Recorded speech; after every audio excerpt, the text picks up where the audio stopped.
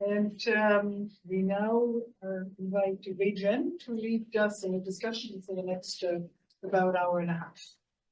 Okay, so yeah, good afternoon, everybody. And then we have, They're coming up with special. okay. Yeah.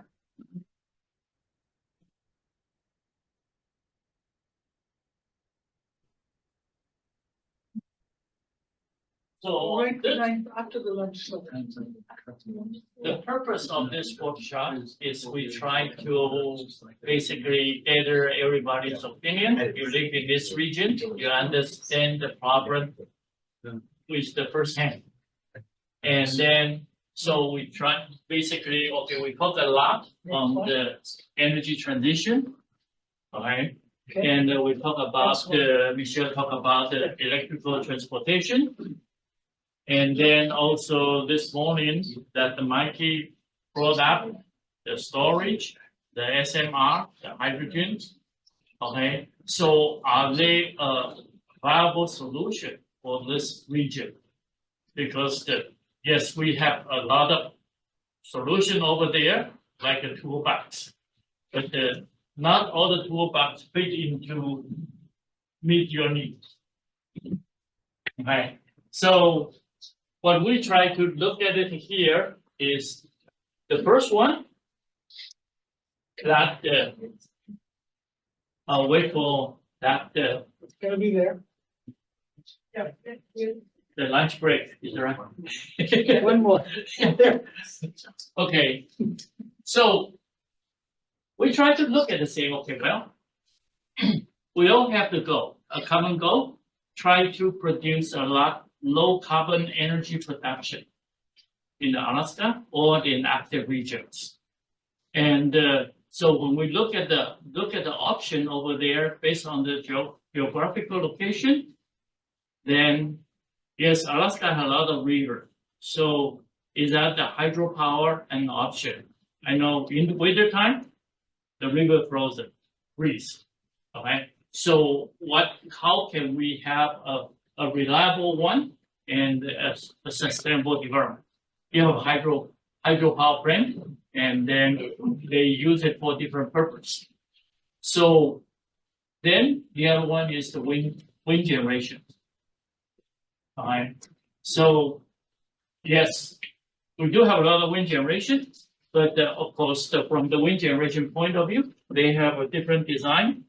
Like in 2021, February 2021, in Texas, we have unusual cold front come in, and then brought down about 60% of the wind generated. Okay, become unusable, and so because yes, in that region we did not expect a cold winter, so that the turbine blade, all the housing did not have a weather control. So that we lost the power over there. So that is the basically, of course, when you put in other bell and whistle over there, it's going to increase the cost. And then also the maintenance. Okay, because for the wind turbine, that requires maintenance. And in the cold winter, are you able to do this? So what kinds of technology are needed to make this wind generation viable for the Arctic region or in Alaska? Then this morning we also discussed the geothermal. Okay, and yeah, recently I spent a little bit time study the geothermal technologies. Okay, because I heard a lot recently, a lot talk about the geothermal, because the geothermal can provide like a base load power supply. They are relatively stable compared to the wind and the solar.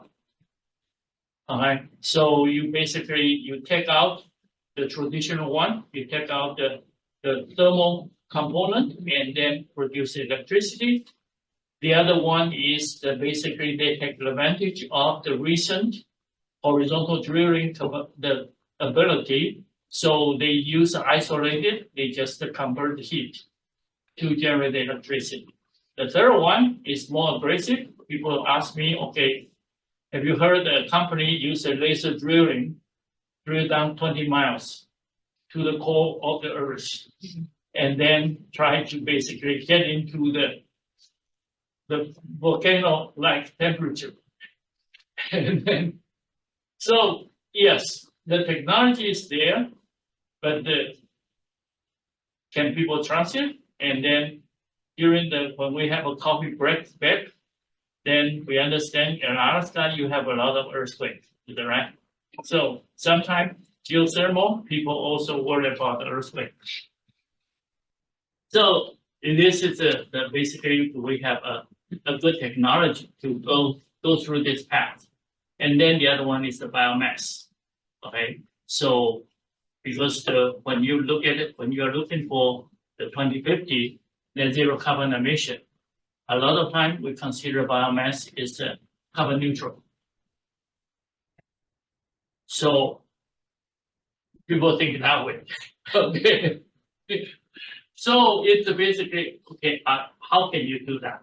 Okay, and then also the agriculture side. How can you get a steady supply? Okay, on one hand we try to reduce the waste. That basically you have to fully utilize it. On the other side of the coin, if you don't have enough biomass, how can you generate the energy you want? Okay, in the economic scale. Then the solar power, in Alaska you have half a year. So are they a good solution? Okay, and the biofuel, and then the other one is okay. Well, I know in Alaska it's an oil country, is that right? So we rely on a lot of fossil fuel, and then how can we basically look at it from the carbon reduction point of view? Yeah, Mikey put in the carbon sequestration, the CCUS side. Okay, and then what are basically, there are so many different technology on the generation side. Which one is suitable for Arctic region? Or especially we don't talk about in general Arctic region. You have a general constraint. However, on the other side is a lot of technology is location dependent. So what technology are suitable for this part of the country? Move to the next slide, or you want to talk about? We can talk about this one here first, and then that based on the discussion, because on the next slide, we try to zoom in. It doesn't move forward. I'll try it. Okay, it's on the remote village. Okay, so the first one we try to look at it is more on the broader picture. And then we zoom into some remote village. Then of course this morning they talk about the microgrid. They talk about then we also talk about the basically how are we going to use the diesel, the renewable energy or battery storage to reduce the carbon emissions. Okay, when you have a diesel generation. So yes, of course we mentioned that the carbon reduction was not in the formula when you are using this one, but if we try to change the objective function, so how can we operate this one? Yeah, this is a good research topic, is that right? You change the objective function. Yeah, Michelle? Well, you saw me shaking my head about biomass and specifically about the forestry one. I have a colleague, Erin McKittrick, who has done she's very, very good at the back of the envelope calculation. She's done some for the natural decay time of trunkwood in her region in south central Alaska. And she was looking at heating choices, home heating choices specifically, not electricity generation, but comparing heat pumps to, you know, gas, natural gas home heating to biomass, et cetera.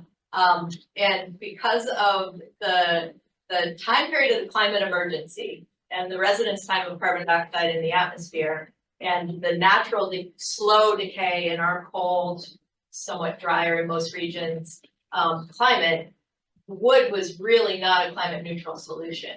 And maybe over a much longer term period, but the you know, if you felled that tree in the forest, it would take 100 years before it was significantly decayed. And if you burn it, all that carbon dioxide is off immediately. And so that this, you know, 20, 30, 50-year climate emergency we're looking at, forestry biomass is maybe not a great solution in northern regions. There are a lot of caveats to that, though. Fully support Galena's use of biomass for district heating because it's such a local job creator and as a displacement for imported diesel. You know, I think that there's analysis needed there if you're looking at forestry biomass. I'm not talking about municipal waste or whatever. As far as if you're looking at that as a carbon solution, I think you really need to do some math on that in northern regions. I think Galena's got a biomass going there that they collectively, the community decided this is what they want to do. That's what I was talking about. Sega's project, I think, is a great.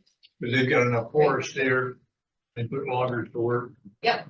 And they've got a central biomass unit, so it'll be burning more efficiently than my Yukon stove will. So they probably have a plus particulate in the air. Yeah, I think from the community benefits alone, that project is amazing. I mean, there's a lot more money left in the And they community. copied that from Finland, I think, for the impact this was from. Yeah, Somebody went to Finland on a trip, I think when there, somebody did. But biomass apparently can work, they're doing it in Hawaii, getting rid of invasive species down there. I think they got a 7 megawatt biomass unit. like I said, I think that needs to be case by case. You know, in a region where the biomass decays, like Hawaii, it's like, I've lived there too, it's like that, you know, if you're looking at a 2-year residence time for that carbon, or if the natural decay is releasing methane, instead of carbon dioxide, and you're looking at that, amplification of the greenhouse gas, you know, picture, I think it just really matters. I think you need to look at the whole cycle of where's your wood coming from, what would its natural decay period be, what are the ancillary benefits of hiring local workers or whatever, what is it displacing? Yeah, so I don't know if this sure it wasn't intentional, but I don't see small modular reactors on this list. Yeah, Frankie, and chime in. So It was not intentional. This was just the start of a list, and to be honest with you, we were almost not going to share the list because we were more looking for you to make the suggestions of what the opportunities are. Then we thought we start seeding it anyway. okay, So this was by no means intended to be a complete list. It was the start to think. Yeah, it's not an exhaustive list. It's basically, okay, try to throw in the certain token and expect for the response. Yes, the SMR is one of the solution. And people are talking about that. And of course, you see a lot of discussion on the safety side, on the operation side, and then also the basically, okay, well, whether it's visible or not. So it's basically the different kinds of technologies. And of course, like in several, I believe 20 years ago, Alaska has the first battery storage. They use the NiCad battery. Okay. It was back in 2005 or 2004 when they installed Yeah, that. so it's about 20 years ago. So, Wow, it was up by 2 years. 2000, is that what the best in Fairfield? Yes, sir. 2003. Okay, so this is that is basically another technology that is, Alaska is a pioneer on this. So yeah, I would add the small modular reactors, into the list.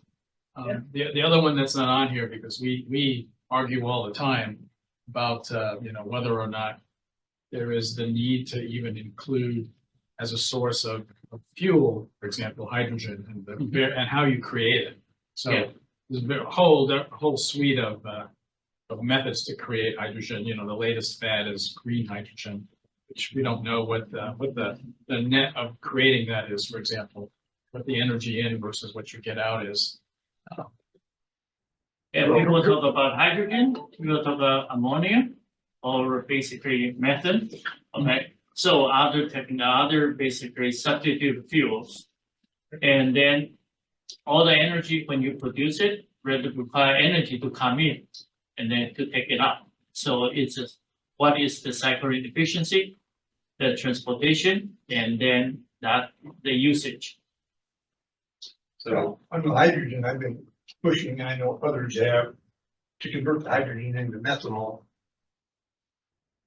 So that it's easier to store in the remote locations than the gas is, or the same way the diesel is. We've been looking at EPA approved methanol burning generators. So that communities that already have diesel generators could convert to the liquid form. The ammonia would be a little more difficult than. Yeah, we have more experience on the methanol handling. It's just getting an EPA approved ethanol burning generator. Yeah. The problem we have right now is we're not producing any hydrogen yet. Or the only hydrogen being produced in refineries for local use within the refinery. And ASAP sponsors workshops in everything, and I've been attending those for the last 4 years now. So we've got one on hydrogen, and we've done roadmaps on developing hydrogen. We've got a working group on Cook Inlet tidal power. We've got workshops on geothermal. We got workshops on other things as well, like the microreactors is one. But every one of them has got a long timeline before it's going to be developed.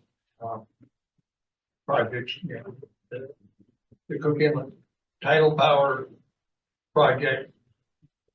There's been recent funding at $20 million, so they're going to move forward with looking at that, figuring out where and how many generators should be put in the inlet to extract power. And I think the forecast would be 2035 before you have 100 megawatts generated out of Cook Inlet power.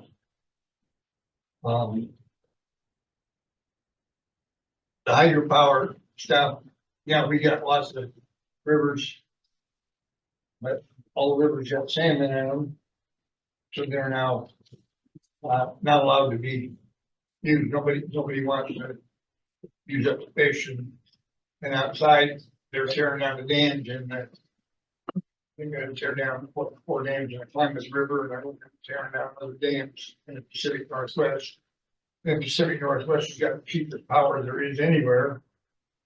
They're getting hydropower out of British Columbia, as well as the power they've got there already. But it looks like they're going to be removing a lot of there. So I've been pushing for hydropower.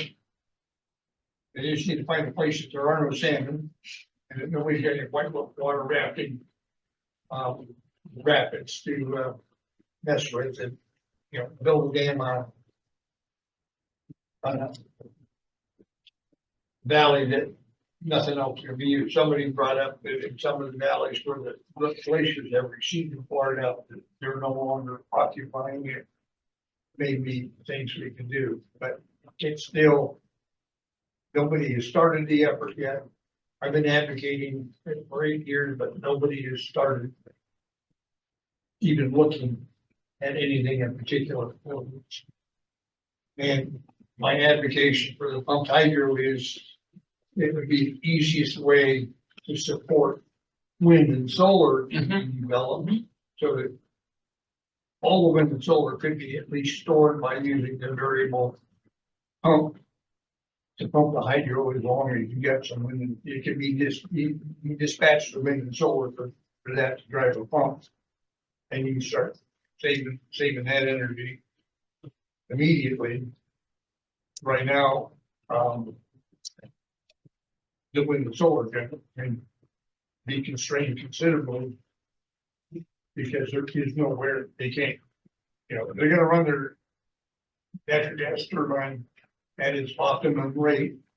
And wherever, they'll turn some generator off somewhere in order to power from wind or solar.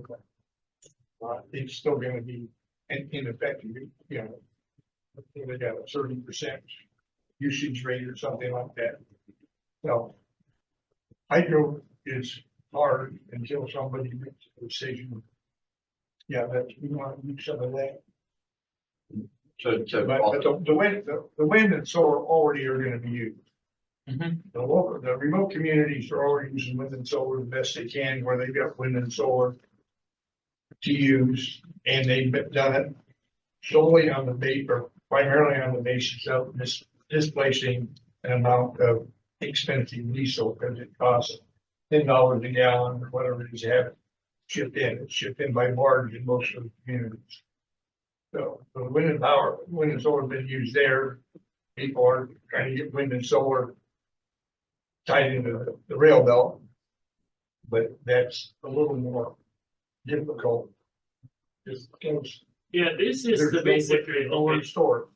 when you are looking on this one here, as I have mentioned, it really depends on your objective functions. On what? Objective function. So what is your objective? Because for example, as from the diesel generation and the storage point of view, you add it together. And so from the power system operation point of view, when you use the inverter based, on the 1547, okay, we have a lot of inverter based resource, IBR. They have a low inertia. So that if you don't have enough synchronous generator on board, then that is going to create some stability issue. And this is the reason why I'm advocating for the pumped hydro is. Yep. My IBR sources can drive the pump, and I don't worry about it on them. So then that come back on the efficiency issue. So it's basically it's not a single formula that you are going to solve all the solution, solve all the problem. Okay. So what would be the good combination we have? We talk about that basically, okay, you are not going to build a hydro, then how about basically not a really big hydro, like a beaver dam or around a river. Okay, so with that an option, you don't build up a big dam to block the water. Run of the river will work in small communities, working in native. Yes. So this is basically, it can be a multiple purpose. Well, even right now, I would say the rail belt grid is fed from a multiple different sources, right? Coming back to efficiency. Yeah. One of our main power plants that I undoubtedly we're getting power from right now is one of the old, and this might sound crazy to some people, but it's a power plant that was just built like the MLMP one or the MEA one up in Clutton. They just built it 8-10 years ago, Yeah. and it's got 12 manufacturer ship engines in it, and they run off of natural gas. And that was specifically for the fact that when Chugach, which have all gas turbines, right? When they want to shut down one of their gas turbines, they'll contract through ML or MEA, and they will bring up the manned ship engines because they can run, one ship engine, two, 3, 4, right? And then there's 70 megawatt works orders. And what's up? The Yeah, or the Yeah. Wardzillas, yeah, Wardzillas, sorry. Yeah. If they got 12 of them, Yeah, they can run one, as low as one up to whatever it is, so that they will be, they can run each of those at their optimum exactly. They place can in the optimize load them, exactly. and So allow. this is a all economic dispatch issue, Yeah, right? So that is the basically, okay, well, when we try to look at this one here, if you use a gas turbine, you're using a CH4. Okay, you're still producing oh, yeah. Of course. the CO2. Yeah. Okay, so that is the basically when you try to look at it, this one here, how can we look at it on the combination and then try to reduce the carbon footprint? Also, one thing I guess I should mention as well, since we're talking about gas turbines and natural gas.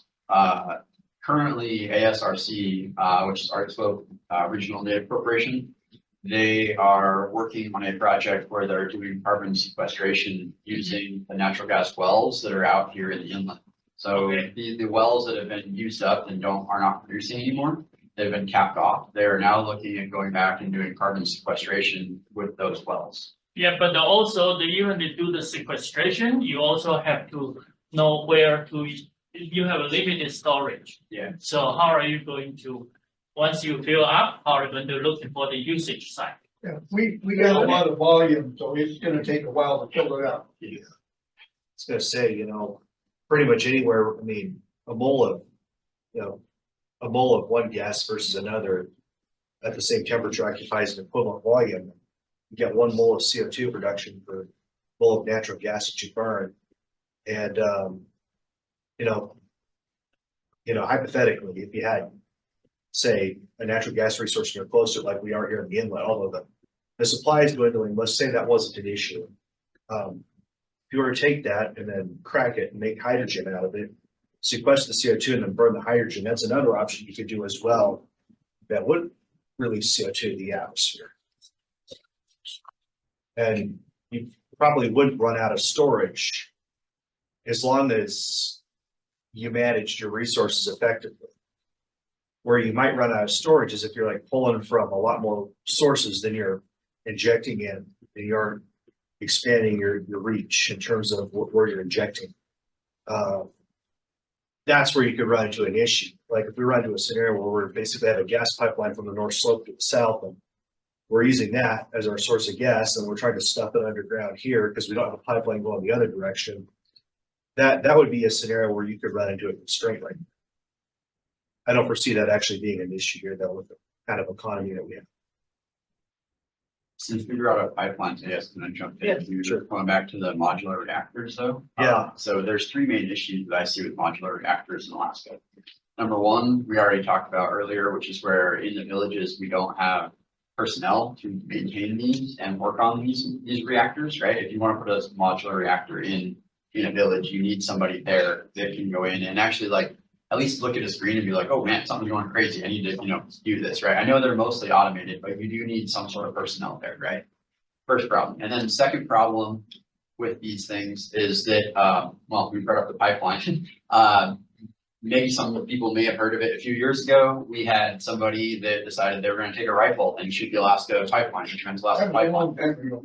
Well, I mean, it happens actually more than you guys would think. They usually kind of keep it on the down low or whatever, but yeah. So who's to say that somebody isn't gonna go out and, take a pot shot at, because a lot of these modular reactors, they just come in connects or whatever, right? Who's to say that somebody's not gonna just go without even knowing or might not even realize or whatever, Well, that. boom, First take off, a the shot. amount of shielding that you need to protect a reactor is intrinsically ballistic systems. But also you have a very large amount of thermal energy you have to get rid of. And if you hit one of those thermal, just like we see with the transformer incident that happened not that long ago, somebody shot a transformer. It didn't really mess up the transformer, it messed up the cooling for the transformer. And then instantly the transformer basically goes nuclear, right? And so Well, because the transformer basically, yeah, I was gonna say, what are Not we that kind talking? of nuclear. yeah, I mean, it basically the transformer instantly overheated, right? Well- And it went down, right? And so that was a big problem. So first off, these newer generations of reactor designs, and I'm speaking of designs that are based off of the EBR2 concept, which was tested in Idaho. And it was a sodium cooled pool type reactor. And the reason why I bring this up is because there's at least been 2 small modular reactor designs that have been based on this. One has been taken by Oklo, which is a company based out of San Diego, California. And they're trying to commercialize this technology. The other one has been Toshiba, and they were actually going to put in a reactor in Galena. And that kind of fell through right after Fukushima Daiichi happened. So something to note about these reactors. We have a sodium cooled reactor, a pool type reactor. They operate at near atmospheric pressure. So there's not a bunch of force. They're below grade. So the idea that you could take a rifle to and shoot it, I mean, But you cannot, a lot of these villages that we're talking about, you can't put it below grade. You have permafrost. Has to be above ground. okay, We've been dealing with permafrost for my whole life, so I know how to design it, but. use a freeze wall. Permafrost for that, Yep. you deal with it. Yeah, so, but even if you're above ground though, you're still got several meters of concrete and steel and other types of shielding for biological as well as security purposes. And you've got security personnel around it, right? So unless you got a really long range rifle, the best you're probably going to be able to do is take out a guard shack. You're not going to actually take out the reactor itself. But the thing about these reactors that's really interesting is that they have a large thermal mass to them. So if somebody takes out the turbine or something in the secondary loop, I'm calling it that because it's where your steam condense. So basically you're slamming valves shut. You're trying to stop bleeding really fast. We're talking about an extreme scenario here, right? They actually did this test back in 1980, I want to say 1986, where they ran the thing to full power and they locked the control rods up so they could not drop them and scram it. And then they just killed the cooling tube. And what happened is you had a spike in temperature, but the fuel elements themselves, they thermally expanded. And because the Doppler broadening, the reaction slowed itself down and the rest of the heat was able to dissipate into the pool of sodium and into the surrounding structures so that it would not melt down. And they did that test twice in the same day without damaging the reactor. So without control, it fails safe. That's the design. Typical sodium reactor type. You have 2 different types of reactor. You have sodium and you have heavy or water reactors, basically. Well, you were more than that, probably about 60 odd Yeah. different designs for small modular reactors these days. And the Canadians have a particularly clever design where they use heavy water for the core design, which can absorb a lot of heat in a transient anyway, the CANDU design. It's heavy water, so it's expensive and hard to get, but it works really well for the purposes of which it's designed. And not only that, it doesn't need enriching uranium. It's another clever feature of the design. But that's a full-fledged design. Then you have like full-fledged reactor. Then you have the dual fluid out of Vancouver, Germany. That's the Canadian-German modular reactor design that uses lead as the cooling liquid. And so it's based on the sodium design, but it's 2 fluids.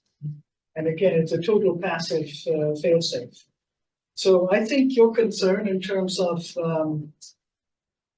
vandalism, Yeah. that should be a specification for specific installation. Yeah. Okay, I don't think we can answer that question in every direction here.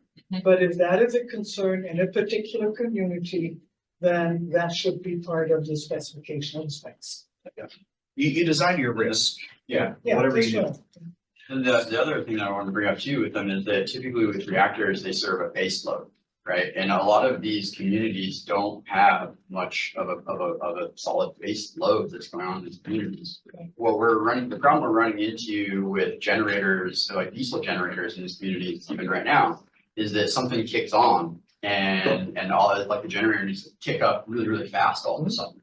And, you know, same thing, something shuts off and the generators like, you know, go down really fast, right?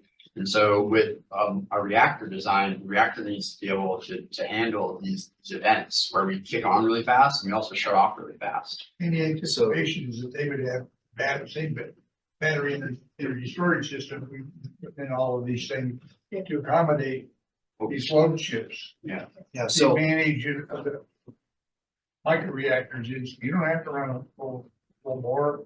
The lower you run them, the longer they last. yeah, so that you can run them at 100% power and, you know, get 10 full power reactor years out of it. You could run it at 50% power and get 20 out of it, or you could run at 25% power and get, you know, 40 years out of it, assuming you keep up with the maintenance intervals and schedules.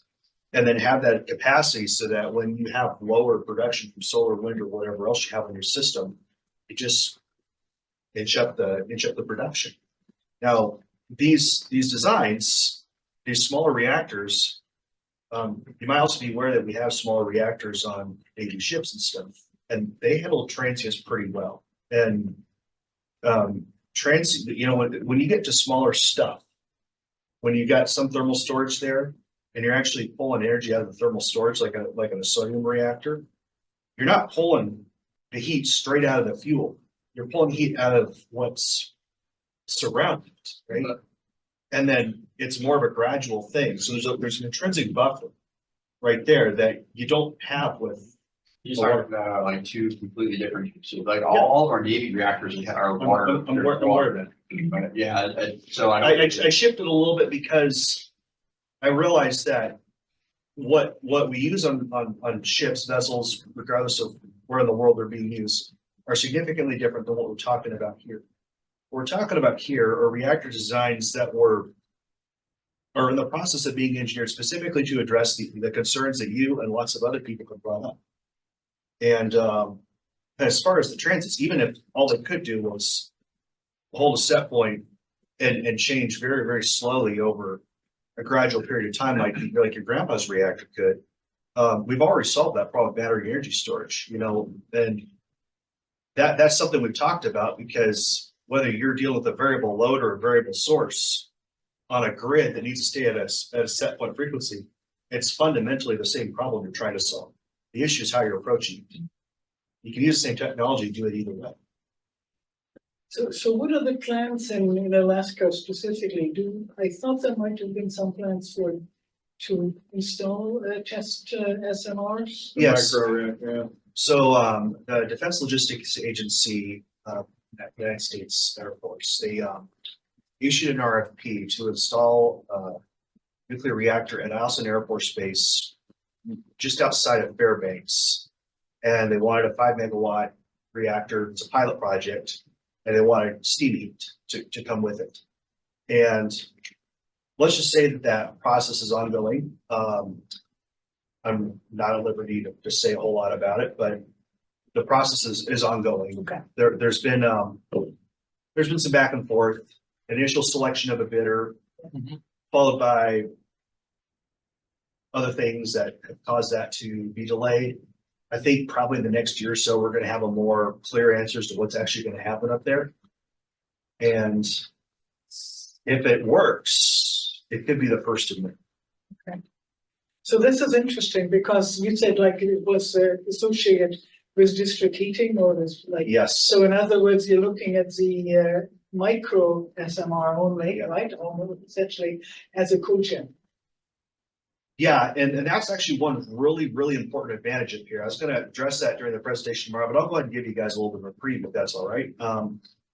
Up here, it's not just light and electricity. When you need heat, you need a lot. Actually, you need a lot more heat than you need almost anything else during the winter.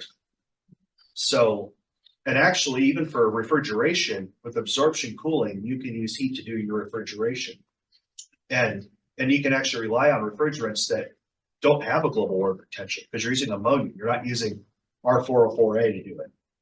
So it's just a lot cleaner. And you can run a refrigeration cycle steam. It's pretty cool when you think about it that way. So that's actually one really important advantage that I see And, you know, someone that comes from a nuclear background and, you know, Ken's had a lot more years than I've had. He hasn't said anything. You're doing a good job. Yeah, I don't know what. I don't know. So, and I understand nuclear is controversial, and that honestly, I think has more to do with the legacy of the controversy behind it, you know. You know, we started with, it started out as a defense effort, and then it got a bad rap during the Cold War because we're using reactors to make bomb material.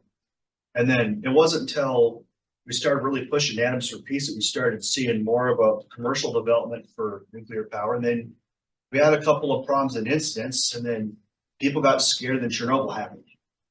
And then it took a generation for us to forget about Chernobyl. Well, we haven't really forgotten about it. And then we have Fukushima Daiichi.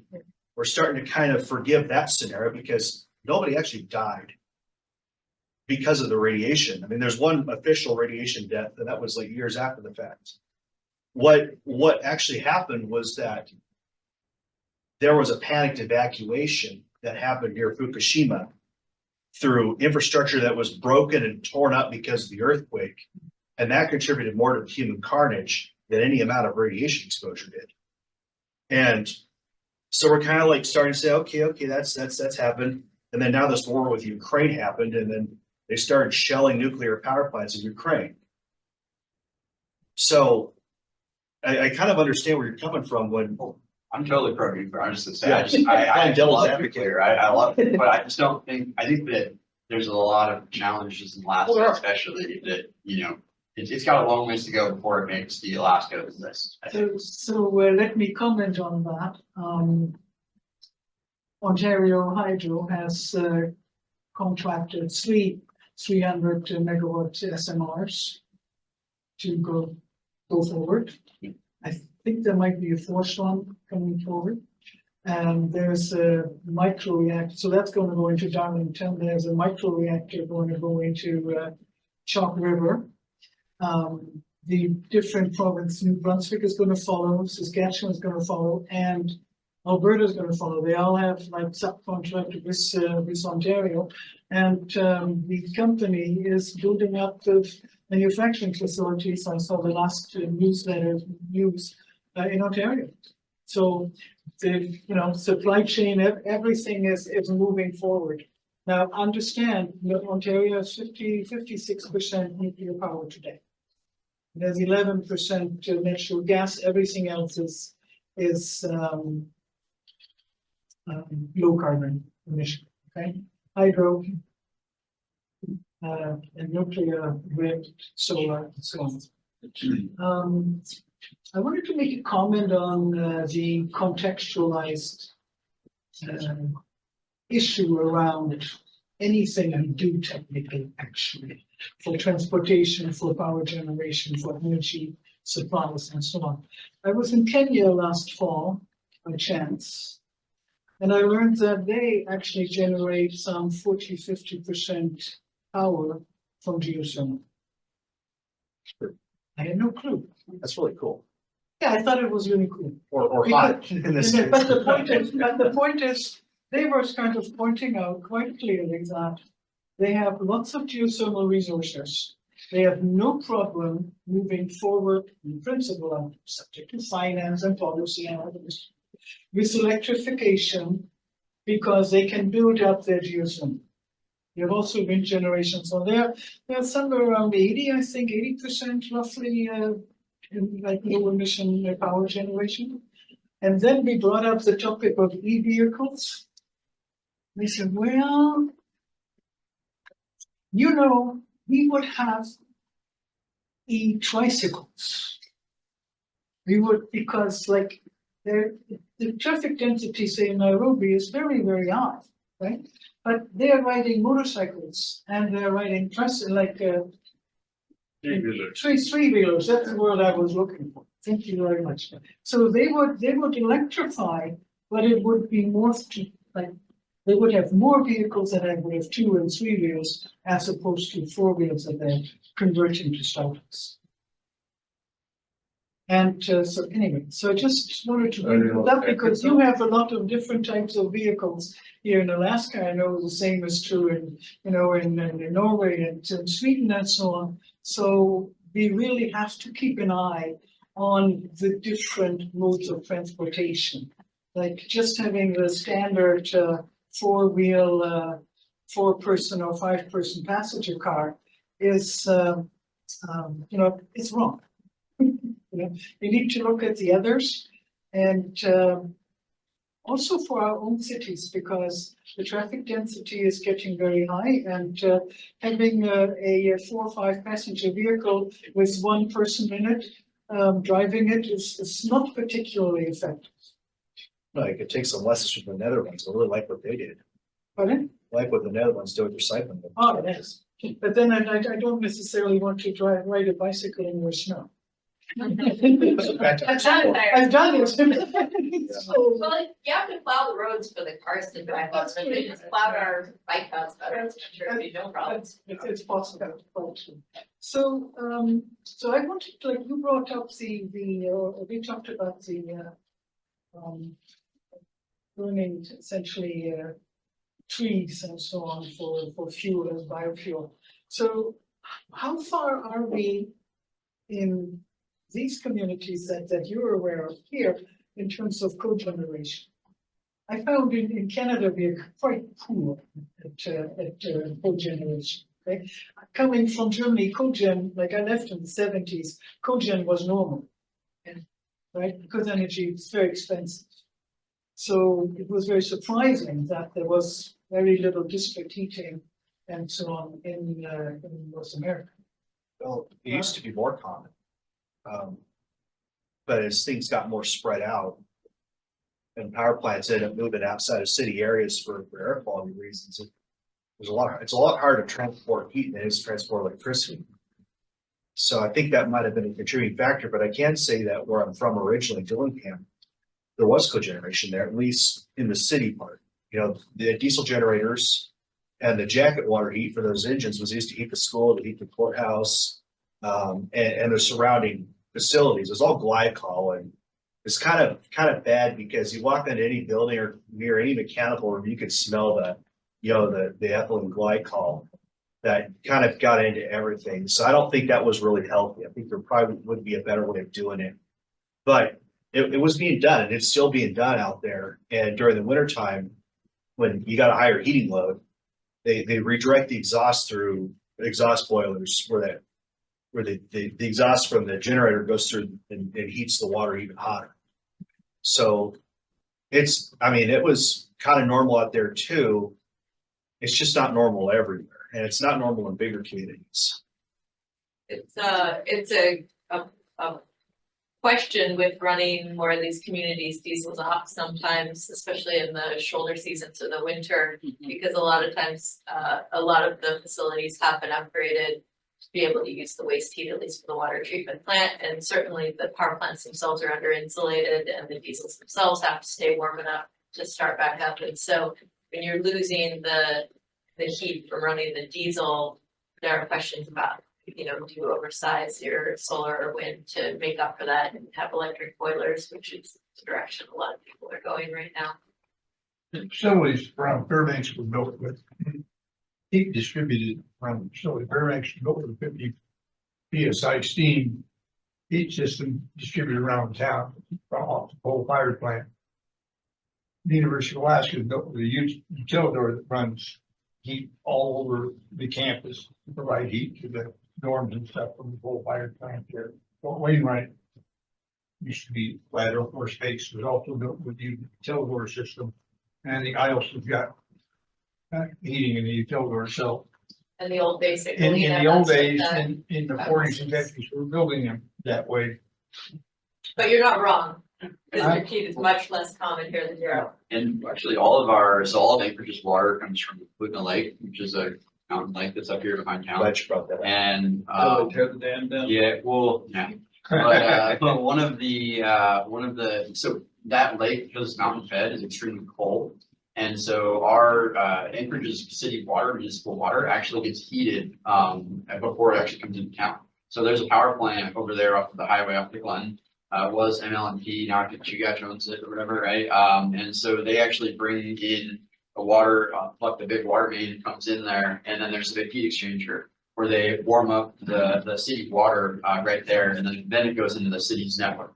And they do that because in the wintertime, if they didn't, by the time it makes it all the way out to the edges of the city, the water will be frozen inside the pipes, so. Also gives us the most efficient gas code. Basically. So Interesting. Yeah, two GEL 6000 turbines with Siemens. steaming. And this is the, on the thermal and the electricity application, combined application. It was very common in China. Okay, it's basically, it's almost like a norm for the power plant to basically provide the hot water or the hot air circulate the community. Because that is their part of their obligation. And then on the side topics, I talked to Bob this morning, I asked him, okay, do you remember about 30 years ago?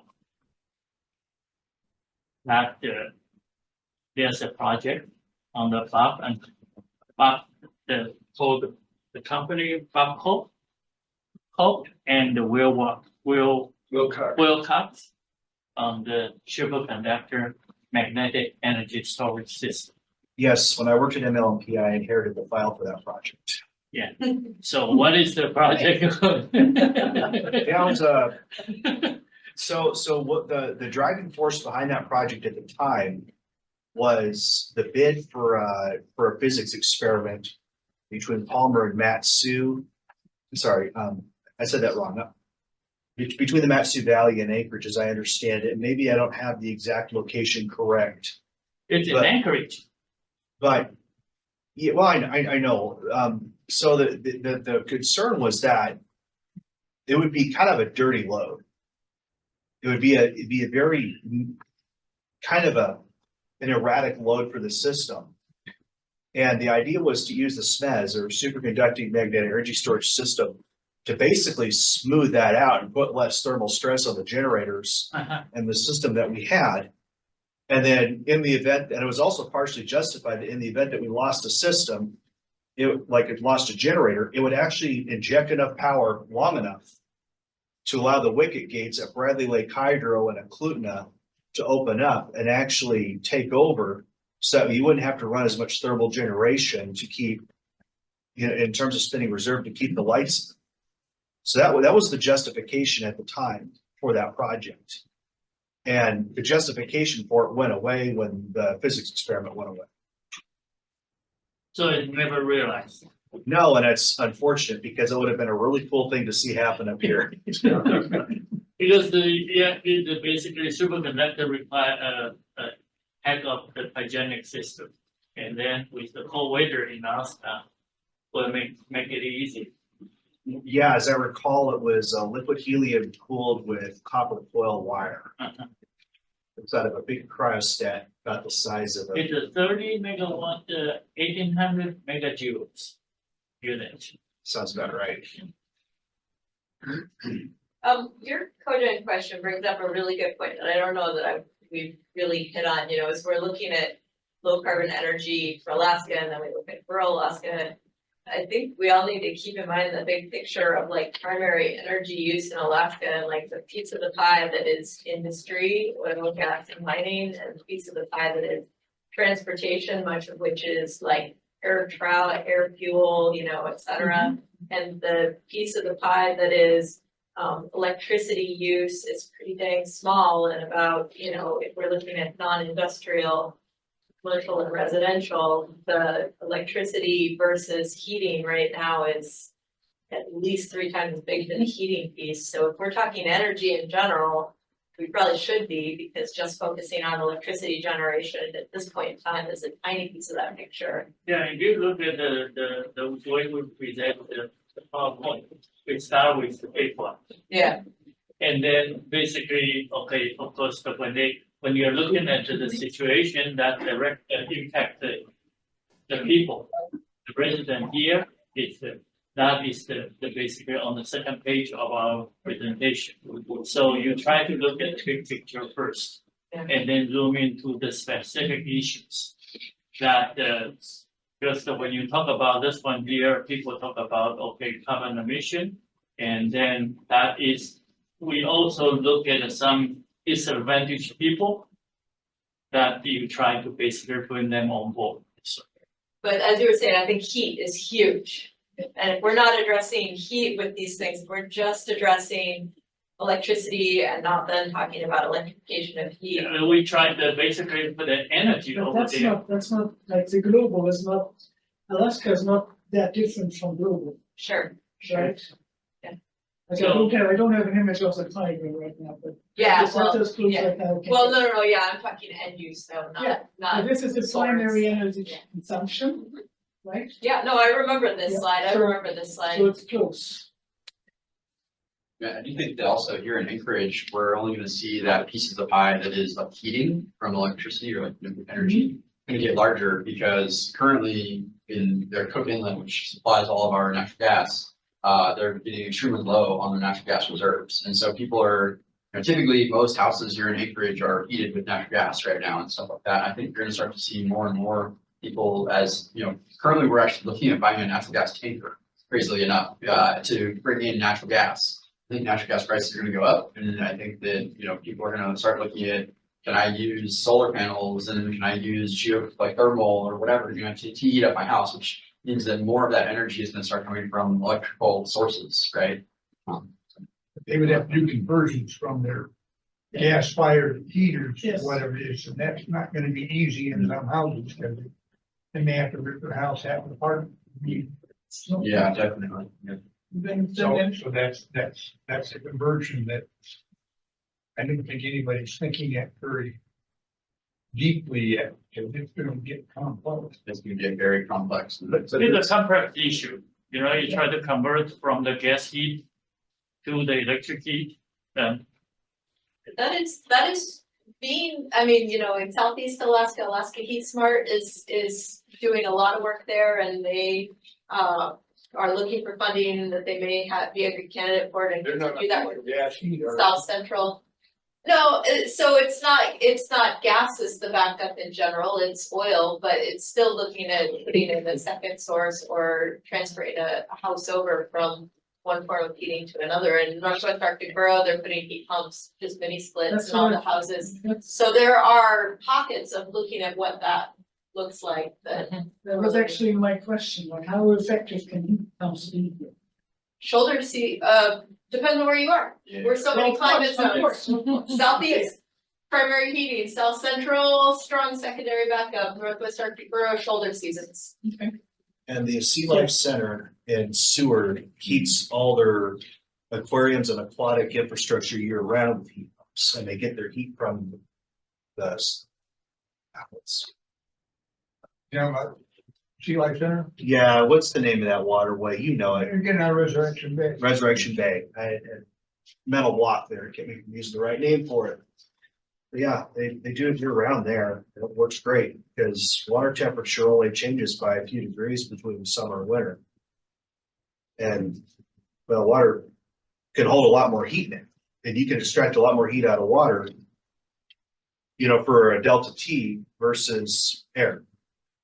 So coastal communities, if you want to electrify heat, are gonna have a better chance if they can get to the water without it freezing up in the pipes. And I've heard and read mixed things about heat pumps. I've seen good things, I've seen bad things. I think the jury's out, but I also think that it's technically feasible to make them work if you have a good electric supply. But you gotta have a good electric supply, and right now for our purposes, it's lacking. Every house in the community of Ambler has a heat pump. 6 of them aren't working. You spawned something in my brain, with Wajan and Micah's original list of energy sources, and that is the tidal swing here. So that wasn't I don't think that was on your list, right? But no one brought it up. Oh, it did, okay, because you have the largest tidal swings, in the United States here. I think that was Bob that brought that up, not me, so don't blame Maybe me. I was. Maybe I was thinking that. Tidal swing, tidal power. Tidal generator. Yeah, tidal generation, Somebody brought it yeah, up. This is Bob. Bob brought it up, yes. So could be. I know University of Maine, Orono does some work there. I don't know if they're still. Yeah, same company's working in the Bay of Fundy is working in here. Okay. Same, They same installed, company. they installed one in the Bay of Fundy. Yeah. For CP. And that group has been working here for the last 20 years. Arco, right, in the US. It's also kind of interesting, inlet tidal stuff. It's a pretty wretched environment. He's gonna say, is it It's, practical? it's bad. Like if Practical. you've driven the Seward Highway down, Yeah, it's like 200 meters of mud, of deposited silt, all the way out to where it drops off. And it kind of gives you an idea how dirty it is. And someone was telling me, who used to work at the local water utility, was telling me that it's here, we got, I think, one of the last remaining sewer treatment plants that only has 2 stages of treatment. And the water that we discharge to the inlet is cleaner than the water that's in the inlet. wow. That's bad. Definitely. So- so The inlet, I It's high turbidity, lots of stuff. If anything breaks, it's incredibly difficult to repair it. You know, Hillcorp inherited a really beat up infrastructure when BP left. And they had a gas line blow beneath the inlet. And it took them a while to actually get around to repairing it, but they couldn't just shut it off, because if you shut it off, then it floods up with seawater. So it was burping and belching out methane this entire time. And, you know, a lot of people got really upset about that, and understandably so. But it was not just something they could just fix overnight. They had to get the right personnel, they had to get the right equipment, they had to actually plan it. It was a logistical thing.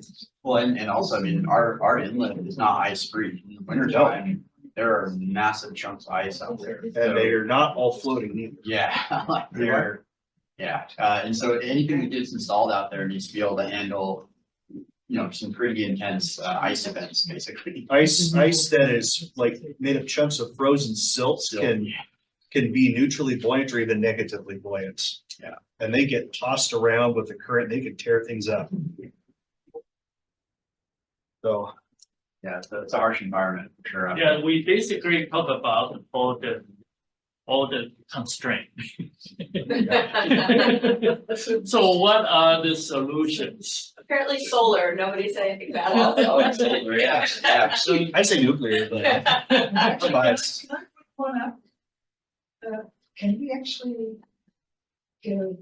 make some gains through efficiency gains? Oh, absolutely, our building stock, What was that? efficiency gains, Uh-huh. efficiency. Efficiency, energy efficiency. Are there other ways where we can save? We've been doing this all our whole life because things are expensive, so you do things the least expensive you can. But when the builders came in and built houses, they built them faster. We've known how to build houses in Alaska for 60 or 80 years. But people don't always follow through with it. So, I mean, you can talk about efficiency all you want, it's how do you make people do it? Efficiency is not how you get to more power generation. We have cheap energy that can support a viable economy in the future that needs more energy. I'm just talking about, it's not one of these. I've been working on this for years. We've talked about all of these things that we're looking at, and the timeline is still at least 10 years on each and every one of them. Except solar. Wind and The solar. solar's here, but it's variable. Yeah. It is not a base source of energy.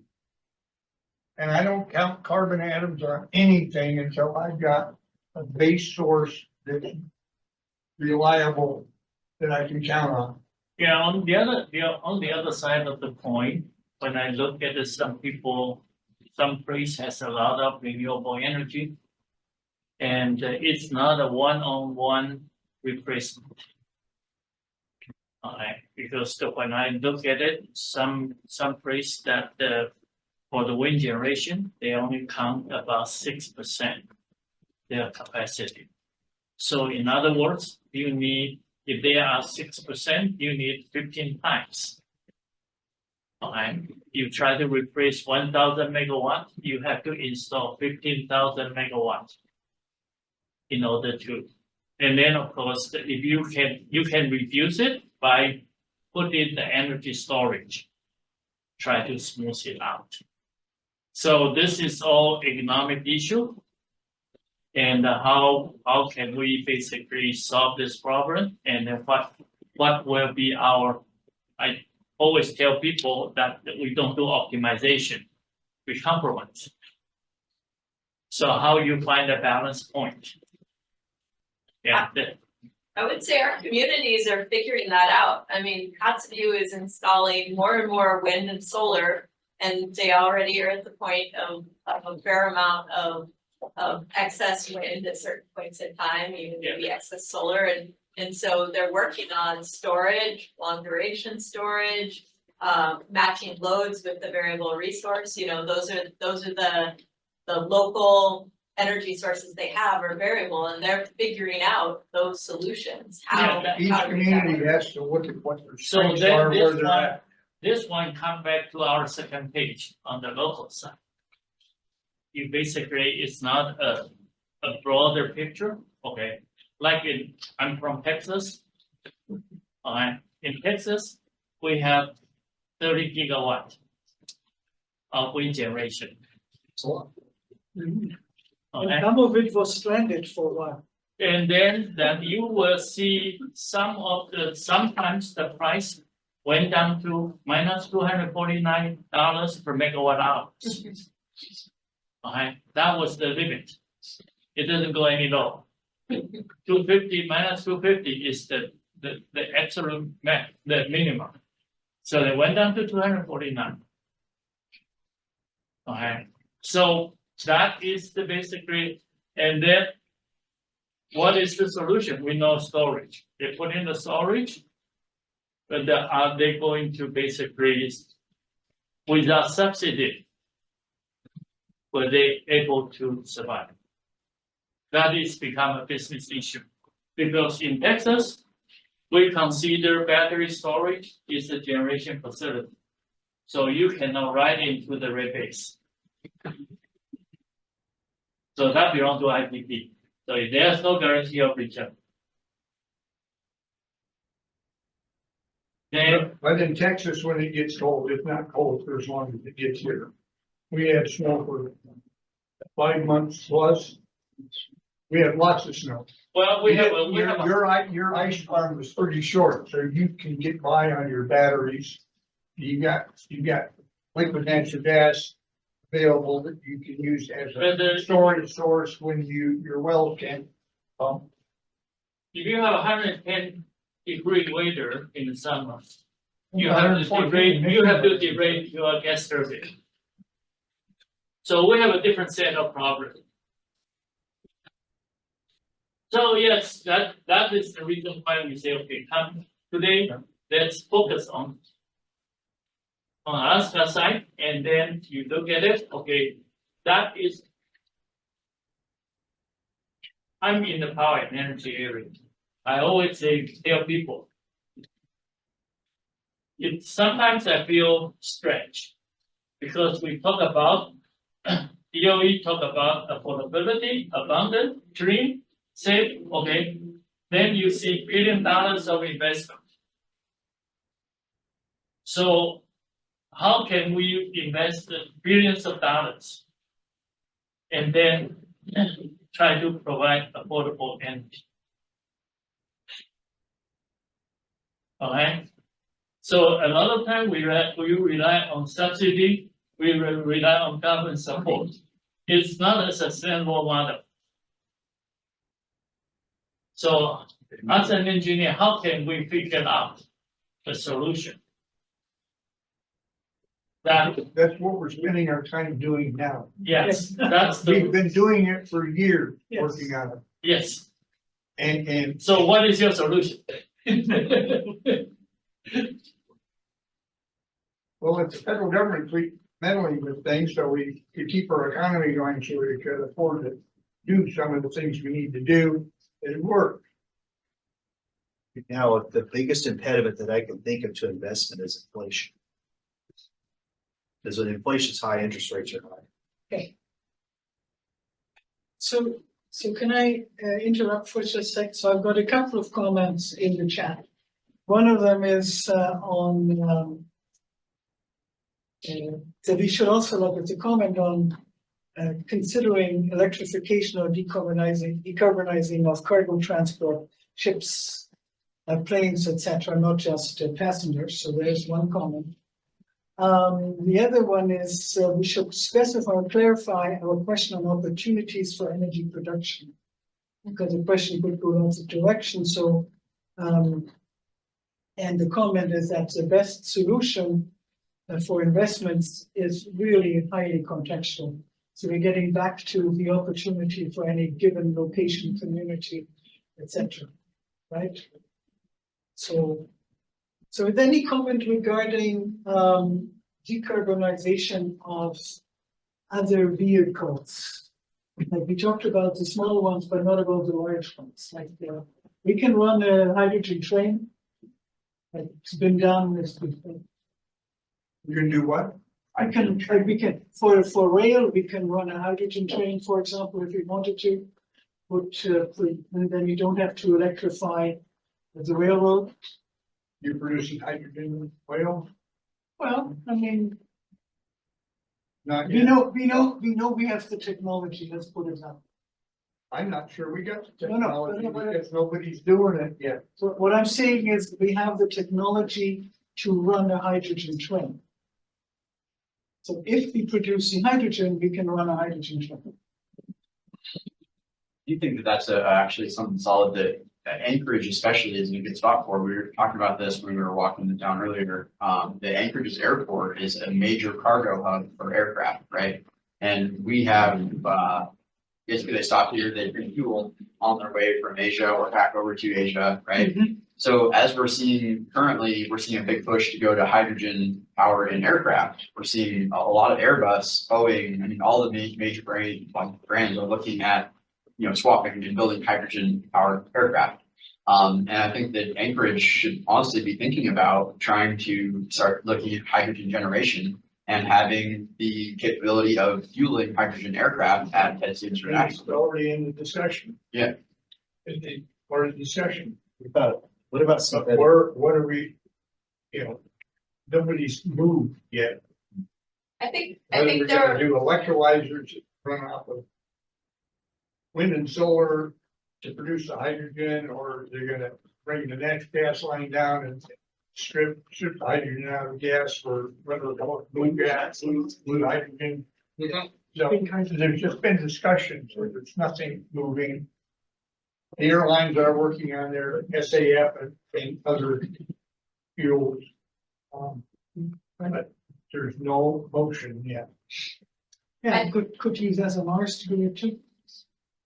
I think we're early days on a lot of these things. I mean, we're still in the early phase of EVs and they've been around for a long time. People are doing the research on electrified or not low carbon fuels for airplanes and boats and all kinds of things up here at the university level, at the testing pilot production level. And I think the movement is there, but it's not the economic solution yet. So it's We've done One of roadmaps. the problems that people bring up with the hydrogen production, like green hydrogen production. So there was a study done in Alberta to essentially place where the hydrogen hubs would be, okay? And then another organization went in and said, okay, all right, so how much water do you have in these locations? And then in southern Alberta, it's a desert, right? That's one of the points I've been making. Dinosaur land, right? So the point is that for every kilogram of hydrogen, you need about 9 liters at a minimum of water. Right. Right? Usually more like 15, 16, 17, and up to 30, depending on how clean the water is. And I've been asking the electrolyzer people, how clean does the water be? And all I've heard is it just has to be deionized. But I'm sure quick inlet water that's deionized probably has got too much dirt in it anyhow.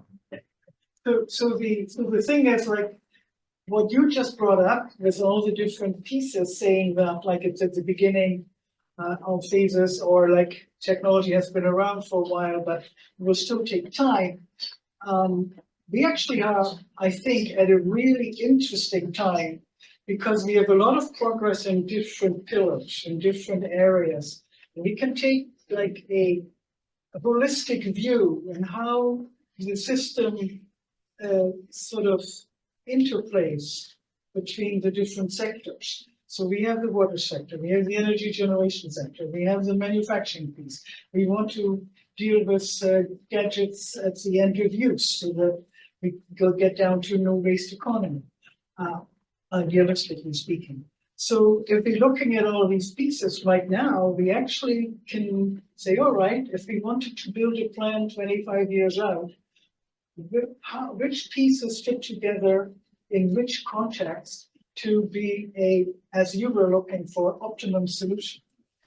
What Kathleen was presenting optimum solutions this morning for wildfire, right? So I think we have a true opportunity here to, between all of, you know, the different knowledge bases that we are bringing together, and if we have another 20, 30, 100,000 people to pull these things together, to come up with some really worthwhile planning tools to say, okay, you know, in this location, geothermal is great, but we have an issue with X, Y, Z. So how do we address this? What's the best for transportation? Can we, like, what are we doing with our adjacent ocean? Can we harvest energy from the ocean? Can we sequester carbon in the ocean? But I think what somebody was saying is we've got to look at the unanticipated consequences of what we decide. So for Yeah. example, like, let's say we can generate, let's say we had a method to produce hydrogen. We could store it, we could fuel the rail system with hydrogen. Maybe the unanticipated consequences, the weight of that system on those cars means you have to redesign the entire rail system. So that's probably not doable. I mean, I don't know, I'm just saying, you know, because the containers that hold the hydrogen, you know, have to be basically bomb-proof. So they're not lightweight, right? Just like the area where I grew up in 150 kilometers away from there was a hydrogen train running for a year and a half. Regular for people transport, as far as I know. It's the Alstom train. So, and it's now run like it was running in Quebec, and I know it's, I think, on a test track in the States somewhere. Okay, well, maybe I'm wrong. I mean, but, So you know, that we may talked not about be. tidal power as being, you know, the unanticipated Yeah, consequences. So I think What happens in the water? the best way for us is, That's as I mentioned, that we like the toolbox. Every technology has advantage, pros and cons. But when you try to develop certain technology, what we have to watch, then that is the basically probably when we pick up the technology for different area. Yeah, that the basically Bill just mentioned, okay, well, recently Caltech come out an idea, try to transfer the power from outer space.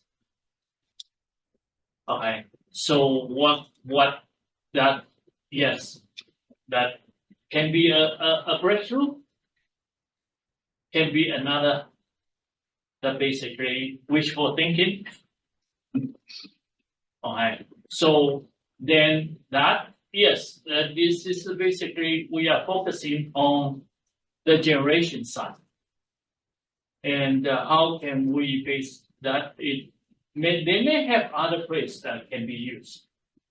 Because the people, recently I enjoy a discussion on they call it the BCI, the brain computer interact.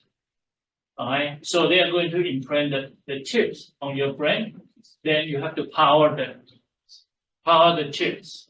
Then that is a wireless power transfer. So it's a small scale power, it's not a large scale power transfer.